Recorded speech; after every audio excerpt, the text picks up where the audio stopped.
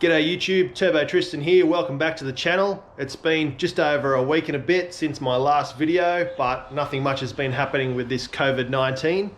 But today, we're gonna take the engine bay from looking like this to this. But first, before we get into that, check out this new intro and tell me what you guys think in the comments below.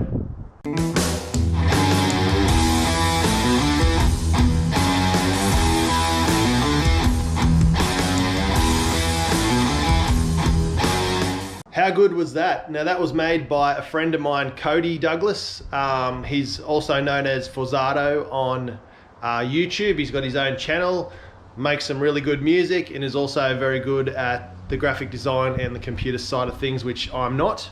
I met Cody probably back in 2015, I think it was. I was working at Nissan. He wanted to buy a Nissan. He ended up getting a deal on a car the exact same as mine, the Pulsar SSS Turbo, which I had previously to the Civic. And he even got it for cheaper than I did, and I worked there, so not sure how he managed that, but he did, so good work to you. You beat the dealership. We remained friends through a group called the Nissan Pulsar MR16 DDT Owners Club. He's reached out to me, made the last video that you would have seen, which was really well done, really well edited, managed to make me look really funny, which is good. He edited it together perfectly with some awesome music, which he made all by himself, so that was excellent. But in today's video, as mentioned, we need to work out the breathers on this car, so we've got to put in some breathers here and here. May as well tidy it up and make it look nice as well. So I have here a spare rocker cover with a couple of -8 fittings welded on.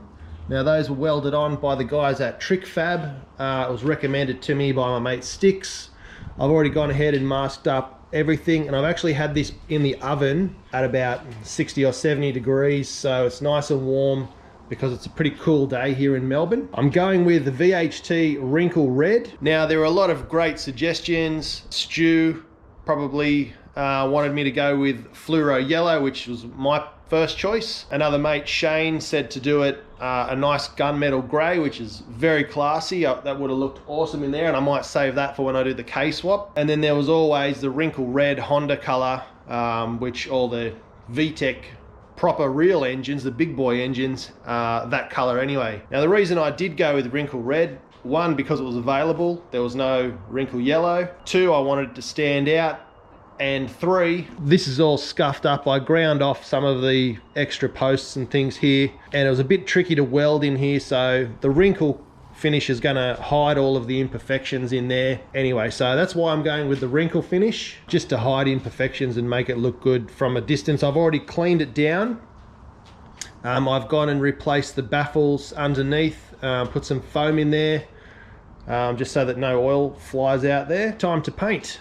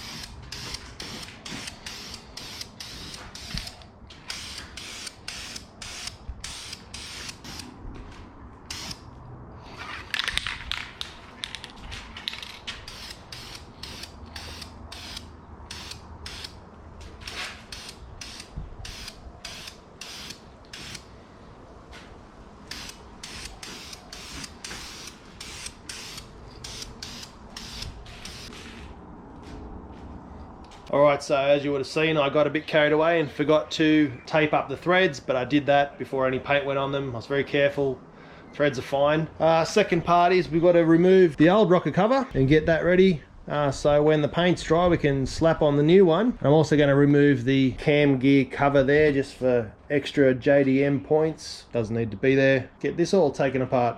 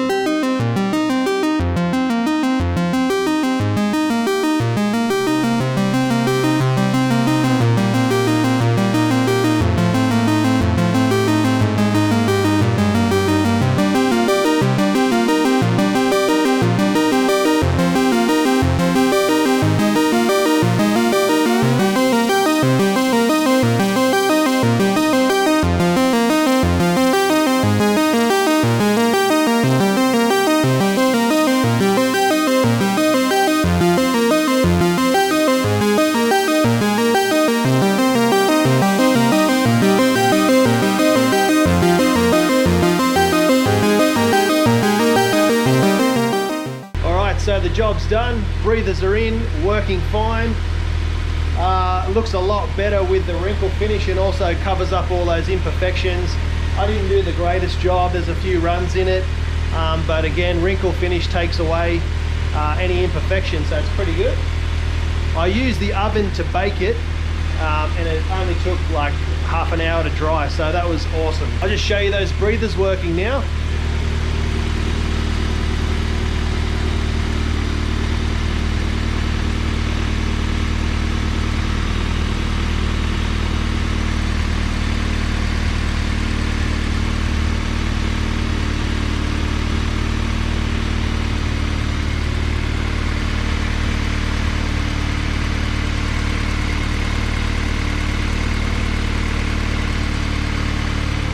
Okay, so obviously I still need to hook up the catch can and buy some AN fittings there.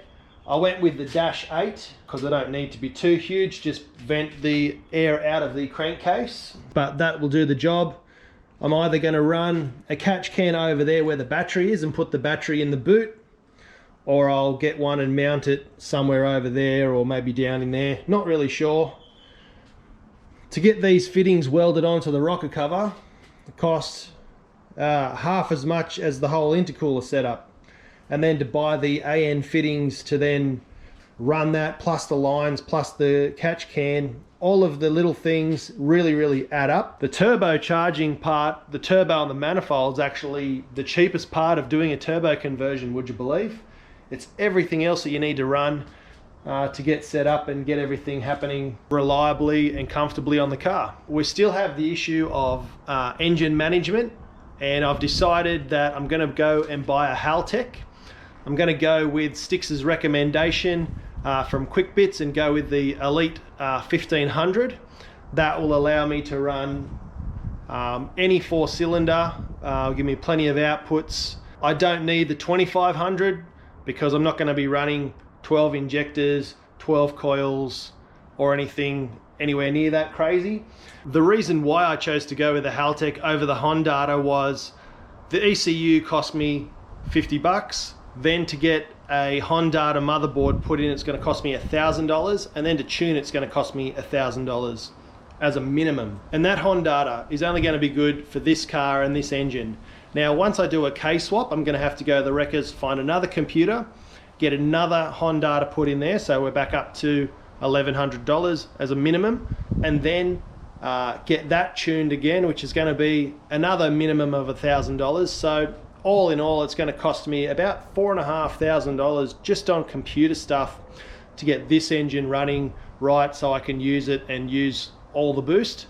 And then when I go to do the case swap, I'm going to have to do it all again. So I figured if I get the Haltech Elite 1500, I can plug and play and adapt that to any car I want. I can use that on 50 different cars if I like. I just need to load up a map, load up the file, and that computer, provided you have the right harness, will work on any car.